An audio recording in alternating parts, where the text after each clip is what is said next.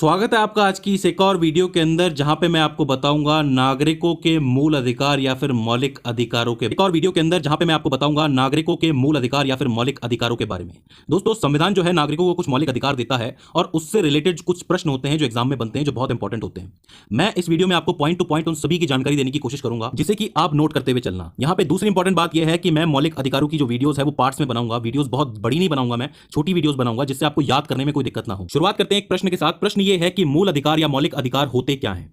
तो देखो, संविधान जो है वो भारत में रहने वाले हर एक व्यक्ति को यानी कि प्रत्येक व्यक्ति को समानता, स्वतंत्रता और सम्मान का अधिकार देता है। ठीक है, और ये जो अधिकार होते हैं यही मौलिक अधिकार कहलाते हैं। इसके तहत किसी भी व्यक्ति के साथ, चाहे वो किसी भी वर्ग का हो, किसी तरीके का भेदभाव नहीं होगा। यानी कि सारे भेदभाव को खत्म करने के लिए मौलिक अधिकार बहुत जरूरी है। अच्छा, मौलिक अधिकार काम क्या आते हैं? देखिए, ये अधिकार देश में व्यवस्था बनाए रखने के काम आते हैं और राज्य जो होता है यानी कि स्टेट कुछ एक कठोर कानून बनाता है, उसके खिलाफ नागरिकों की आजादी के लिए ये अधिकार बहुत जरूरी है। तो अब सवाल उठता है कि ये जो अधिकार है वो संविधान में कहां दिए हुए हैं। तो देखिए, संविधान के तीसरे भाग में अनुच्छेद 12 से अनुच्छेद 35 तक यानी कि आर्टिकल 12 से आर्टिकल 35 तक मौलिक अधिकारों का पूर्णतः वर्णन किया गया है। इस संबंध में जो भारतीय संविधान के निर्माता थे यानी कि जिन्होंने भारतीय संविधान बनाया था, वो बहुत ज्यादा प्रेरित थे या प्रभावित थे किससे? अमेरिकी संविधान से। याद रखिए, अमेरिकी संविधान से इस चीज को लिया गया है। चूंकि ये चीज नागरिकों के हित में थी, इसलिए अच्छा इसको अडेप्ट कर लिया गया। अब इसमें एक महत्वपूर्ण बात यह है कि इस भाग को यानी कि तीसरे भाग को मैग्ना कार्टा भी कहा जाता है। मैग्ना कार्टा एक टर्म है जो कि इंग्लैंड से या ब्रिटेन से आई है। देखिए, 13वीं शताब्दी में इंग्लैंड की जो राजशाही थी, स्पेशली राजा जॉन जो थे, उनसे जबरदस्ती एक कुछ अधिकार लिए गए थे। एक चार्टर बनवाया गया था जिसमें मजदूरों के लिए और नागरिकों के लिए कुछ एक अधिकार थे जिन्हें मौलिक अधिकार कहा गया था। तो मौलिक अधिकार के उस चार्टर को मैग्ना कार्टा कहा जाता है। इसीलिए हम भी संविधान के भाग 3 को मैग्ना कार्टा के नाम से जानते हैं। ये क्वेश्चन बनता है, पूछा जाता है कि कौन से भाग को, संविधान के कौन से भाग को मैग्ना कार्टा कहा जाता है, तो आप लिखेंगे भाग 3। अच्छा, यहां पे ऐसा भी नहीं है कि हम अमेरिका से प्रभावित थे या फिर ब्रिटेन से हमने इस चीज को उठाया है तो ऐसे कैसे लिख दिया है, ऐसा नहीं है। मैं आपको बताऊं कि मूल अधिकारों को जितना वर्णन भारतीय संविधान में, इंडियन कॉन्स्टिट्यूशन में है, उतना शायद विश्व के किसी देश के कॉन्स्टिट्यूशन में नहीं होगा, क्योंकि इसका इतना विस्तृत वर्णन किया गया है, खुला वर्णन किया गया है, हर चीज के बारे में बात की गई है। वो आपको धीरे धीरे समझ में आएगा जब आप एक एक अधिकार को पढ़ते हुए चले जाएंगे। तो यहाँ पे जो अगला नेक्स्ट सवाल है, ऑब्वियस सवाल है कि मूल अधिकार कितने होते हैं और कौन कौन से होते हैं। तो देखो, भारतीय संविधान में कुल 7 मौलिक अधिकार हैं। थोड़ा सा रुकिए, एक एक करके समझिए। भारतीय संविधान में कुल 7 मौलिक अधिकार है। कौन कौन से मौलिक अधिकार है? पहला, समता या समानता का अधिकार, जो कि अनुच्छेद 14 से अनुच्छेद 18 के बीच में बताया गया है। दूसरा, स्वतंत्रता का अधिकार, जिसे अनुच्छेद 19 से अनुच्छेद 22 में बताया गया है। तीसरा, शोषण के विरुद्ध अधिकार, जिसे अनुच्छेद 23 व 24 के अंदर बताया गया है। चौथा, धर्म की स्वतंत्रता का अधिकार, जो कि अनुच्छेद 25 से अनुच्छेद 28 तक में बताया गया है। पांचवा, संस्कृति और शिक्षा संबंधी अधिकार, जिसे अनुच्छेद 29 व 30 में बताया गया है।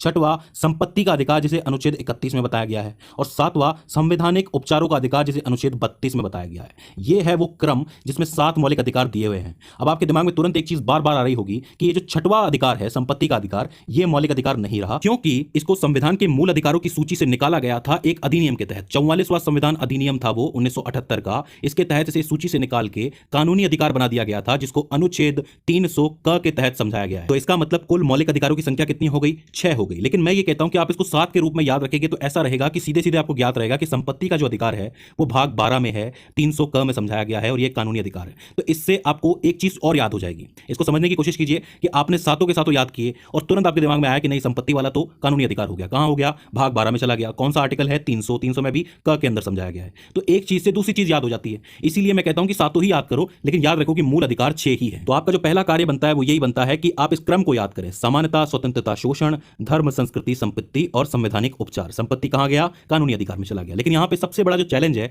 वो ये होता है कि आप अनुच्छेदों का जो नंबर है वो याद रखें आर्टिकल का, जैसे 14 से 18, 19 से 22, इनको याद रखना बहुत जरूरी है। और मैं ये कहूंगा कि जितनी बार आप इसको देखोगे उतना बेहतर है। फोन नंबर की तरह याद रखो, 14 18, 19 22, 23 24, 25 28, इस तरीके से याद करने की कोशिश करो जिससे आपको याद हो जाए। अब यहां इस वीडियो के अंदर हम लोग बात करने वाले हैं स्पेशली इस पहले अधिकार के बारे में, यानी कि समता या समानता का अधिकार। देखिए, यहां पे किस समानता की बात हो रही है? यहां ये बात हो रही है कि कोई व्यक्ति है, वो व्यक्ति कहीं से भी आता हो, किसी भी वर्ग का हो, किसी भी जाति का हो, किसी भी लिंग का हो या फिर किसी भी धर्म विशेष का हो, उसके साथ हमेशा समानता होनी चाहिए। ठीक है, मतलब जितने भी पद हैं, सरकारी पद हैं, उन सब जगहों पे ऐसा नहीं है कि आप धर्म विशेष के आधार पे या लिंग विशेष के आधार पे उसको हटा दे, अपात्र घोषित कर दे। ऐसा नहीं होना चाहिए। तो सीधे सीधे समझ में आ रहा है कि सबके लिए समानता रखनी है। तो देखिए, संविधान के अंदर जो अनुच्छेद 14 है, जैसा कि दिया गया है, 14 जो बताता है वो ये बताता है कि विधि यानी कि कानून के समक्ष समानता व विधियों का संरक्षण, यानी कि हर कोई कानून के समक्ष समान है। ऐसा नहीं है कि किसी को स्पेशल दर्जा दिया जाए। तो अनुच्छेद 14 क्या बता रहा है? विधि के समक्ष समानता। इसके बाद आता है अनुच्छेद 15। अनुच्छेद 15 क्या बताता है? धर्म हो, मूल वंश या फिर जाति हो, लिंग हो, जन्म स्थान हो, इसके आधार पर कोई भी अगर विभेद करे, कोई भी भेदभाव करे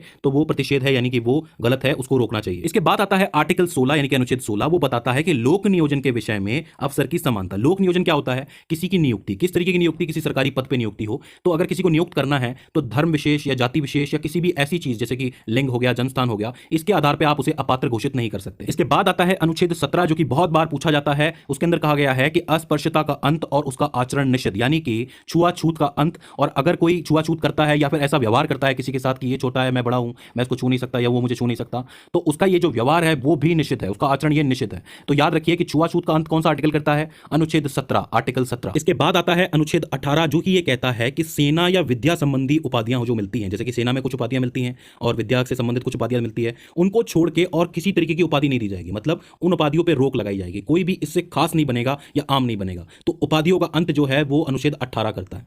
तो ये जो आपका समता या समानता का अधिकार है, पहला मौलिक अधिकार,